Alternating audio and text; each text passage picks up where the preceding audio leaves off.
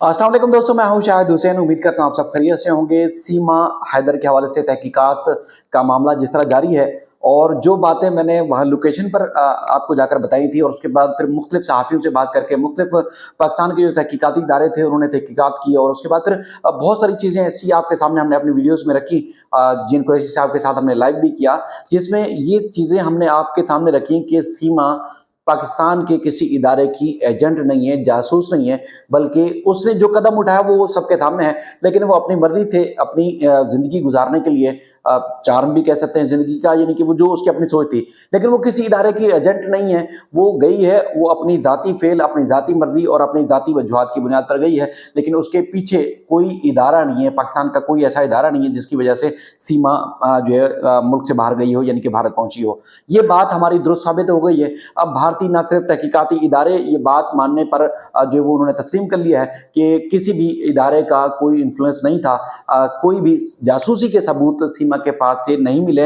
अब जो 3-4 दिन थे, बल्कि कई दिनों से चर्चे कर रहा था भारतीय मीडिया कि सीमा ने जो है वो जासूसी की है, जासूसी की घर से आई है और उसके बाद फिर कोड वर्ड ना जाने कौन-कौन से जो है अल्फाज और कौन-कौन से जो इल्ज़ामात आयद किए जा रहे थे, कोई एक भी इल्ज़ाम साबित नहीं हुआ।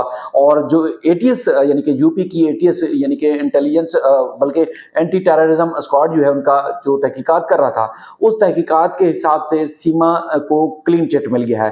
यानी कि तकरीबन 3-4 दिन मुसलसल तहकीकात की जाती रही, कभी 6 घंटे, कभी 8 घंटे और इस तरह मुसलसल तहकीकात के बाद अब सीमा को जो उन्होंने अपनी तहवील में रखा हुआ था, सीमा को आज़ाद कर दिया है। वहाँ के साथियों से मैंने जो गुफ्तगू की है, उससे जो तफसीलात मैंने हासिल की है, वो तफसीलात इस वीडियो में आपके सामने रखते हैं। लेकिन आप एक बार फिर मैं आपको वाज़ेह करता चलूँ कि सीमा से किसी किस्म के पाकिस्तान के जासूस होने के सबूत भारतीय एजेंसी को नहीं मिले हैं और मुकम्मल तौर पर उसको क्लीन चिट मिल चुका है। अब सीमा को डिपोर्ट किया जाएगा, नहीं किया जाएगा। अब जो इनकी अपर एजेंसीज़ हैं, यानी कि एक तो यूपीएस की एजेंसी एजेंसी थी उत्तर प्रदेश की, उसके बाद फिर अपर जो एजेंसीज़ हैं, वो सारा मामला इनका ये यूपी की रियासत से जो है आगे भेजा जाएगा।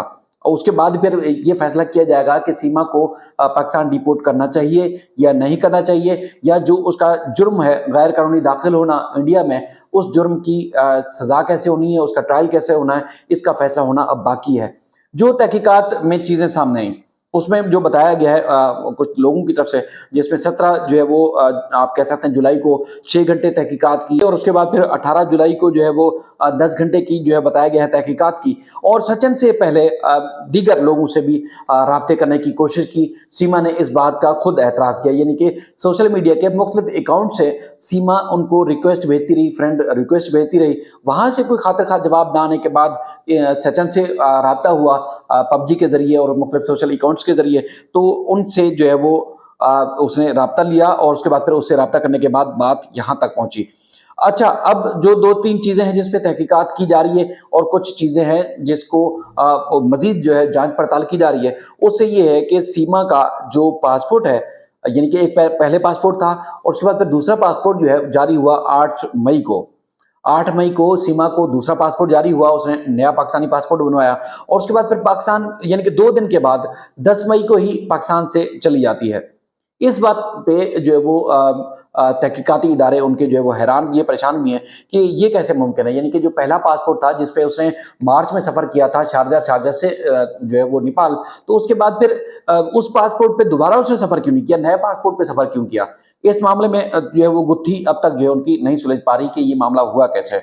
और उसके बाद फिर जो मोबाइल फ़ोन है, इससे पहले जो पाकिस्तान में यूज़ कर रही थी, मोबाइल फ़ोन जो है वो पाकिस्तान में वहाँ भारत पहुँचने से पहले वो तोड़ दिया। इससे पहले जो चैट थी, मुख्तलिफ जो गुफ्तगू थी सोशल मीडिया के ऊपर, मुख्तलिफ जो अकाउंट्स है, वो सारे डिलीट हो गए और इसमें मोबाइल फ़ोन जो कि पाकिस्तानी जो है वो 70,000 रुपए में खरीदा गया था 8 मई को, वो भारत जाकर वो मोबाइल एक्टिवेट होता है, यानी कि मोबाइल का जो यूज़ होता है, वहाँ पर होता है। तो इस मामले में भी वो बड़ी तहकीकात कर रहे हैं और बहुत ज़्यादा परेशान हैं। अच्छा, उसके बाद फिर जो हलफ़नामा है, जो कि पाकिस्तान में गुलाम हैदर से शादी के दौरान जो है हलफनामा या एफिडेविट जो साइन किया गया था, जिसमें उसने कहा था कि उसके वालिदैन जो है वो कहीं और शादी करना चाहते थे, गुलाम हैदर के बजाय किसी और से शादी करना चाहते थे। चूंकि वो गुलाम हैदर से शादी करना चाहती थी इसलिए वो कोर्ट मैरिज कर रही है। लेकिन जो टीवी टॉक शोज में या मतलब टीवी इंटरव्यूज में वो बता रही है, वो कह रही है कि कहीं मैं कहीं और शादी करना चाहती थी और गुलाम हैदर से कर दी गई। हालांकि जो एफिडेविट वो है वो दूसरा है, यानी कि एफिडेविट में ये लिखा हुआ है कि मैं गुलाम हैदर से शादी करना चाहती थी, मेरे वालिदैन कहीं दूसरी जगह कर रहे हैं। और वहां बता रही है कि मैं जो है कहीं और शादी करना चाहती थी और जो है गुलाम हैदर से शादी करा दी गई। उसमें जो है तादाद है उस पर जो है वो थोड़ी सी जो भारतीय एजेंसीज हैं वो चकराई हुई हैं, अब तक वो नहीं सुराग लगा पाई। इसके अलावा चूंकि ये भी नहीं साबित कर पाई जिस तरह वो भारत में दाखिल हुई और दाखिल होने के बाद किस किस से राब्ते थे और किस किस तरह जो है वो यूपीएस के जो रब्बूपुरा है उस इलाके में कैसे पहुंची, उसका अब तक जो है वो खातिर खा उसको जो है वो जवाब नहीं दे पाई।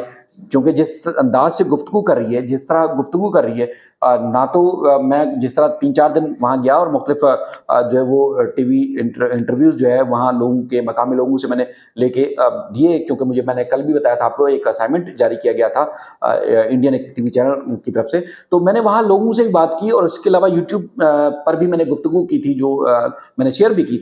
लोग हैरान है कि जिस सीमा को हम जानते हैं वो सीमा ये सीमा नहीं है, यानी कि अंदाजे बयान हिंदी में गुफ्तगू करना, उसके बाद फिर एकदम इस्लाम को छोड़कर हिंदू मजहब का इख्तियार कर लेना, वो हैरान है, चौकन्ना है।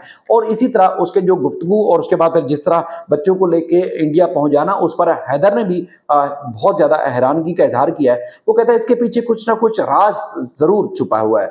हैदर भी कह रहा है कि कोई ना कोई ऐसा जरूर है पीछे जो इसकी मदद कर रहा है, यानी कि सीमा की मदद की है। कोई गाइड करने वाला जरूर था, कोई ऐसा जरूर था जिसने सीमा को वहां तक पहुंचाया। इसके अलावा सीमा कुछ कर नहीं सकती, क्योंकि मैं तो जिस सीमा को जानता हूं, सीमा वो कहते हैं कि मेरी बीवी है और मैंने उसको हमेशा घरेलू खातून की तरफ जो है वो जांचा और घरेलू खातून की तरफ मैं उसको जानता हूं, लेकिन मैं इस मामले को नहीं जानता। दूसरा, सीमा चूंकि बता रही थी, पहले कह रही थी कि देखिए कुछ पढ़ी लिखी है, 5वीं क्लास पास है। हैदर ने इस बात का भी इंकशाफ किया वो 5 भी नहीं पढ़ी हुई। यानी कि जिस तरह की वो गुफ्तगू कर रही है, जिस तरह की वो बातें करती है, जिस तरह वो मुख्तलिफ लोगों को फेस कर रही है, उससे तो लगता है कि बहुत ज्यादा टैलेंटेड है, यानी कि ट्रेनिंग हासिल की हुई है, आला तालीम हासिल की हुई है। बड़े बड़े लोग कैमरे के सामने बात नहीं कर सकते।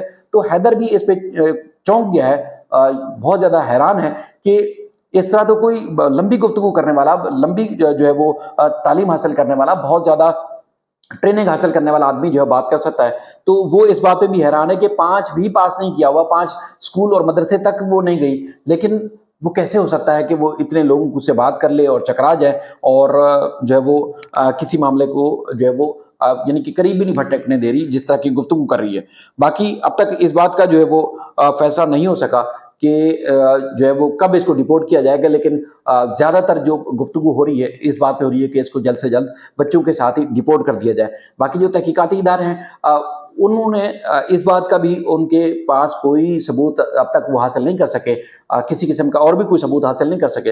लेकिन इस बात का भी सबूत हासिल नहीं कर सके कि जो सीमा का और बच्चों का गुजर बसर था, या यानी कि पाकिस्तान से लेके उसके बाद फिर भारत पहुंचने तक का जो सफर था, सीमा को किसी और ने कोई पैसों की मदद की हो वो भी नहीं। जो भी पैसों की आमदन थी, जो तरीका एक उसके आमदन का जो जरिया था, वो था सिर्फ और सिर्फ हैदर का, जो कि सऊदी अरब से कमा के जो है वो भेजता था सीमा को, और सीमा जो है वो अपने अखराजात के तौर पर उसको इस्तेमाल करती थी। इसके अलावा पैसों की रेल फेल या पैसों की इनकम का भी कोई ऐसा सबूत भारतीय एजेंसीज को नहीं मिल सका है। तो अब तक ये सारी चीजें थी। मजीद कुछ कोशिश करेंगे हम फिर शाम में मजीद कुछ गुफ्तगू करें, जिस तरह हम कोशिश करें कि जीएन कुरैशी साहब के साथ बैठ के हम लाइव करते हैं, ताकि आप सबके सवालों के जवाब और उसके बाद फिर जो कानूनी तरीकाकार है उन कानूनी तरीके के ऊपर कौन सी चीज क्या अप्लाई होगी, कब अप्लाई होगी, किस तरह अप्लाई होगी, वो आपके सामने जरूर रखते रहेंगे। अपना ख्याल रखिएगा। कोई सवाल है तो आप जरूर कीजिएगा, ताकि आने वाली वीडियोस में हम उसका जवाब ढूंढ कर आप तक पहुंचाएं। बाकी मैंने जो असाइनमेंट था वो टाइम्स 9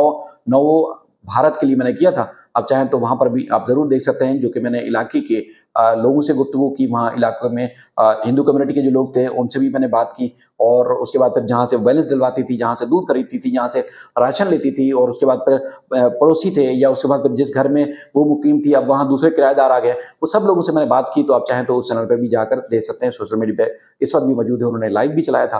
तो मज़ीद इस सिलसिले में जो भी अपडेट्स होंगी, आपके सामने रखते रहेंगे। अपना ख्याल रखिएगा। अल्लाह हाफ़िज़।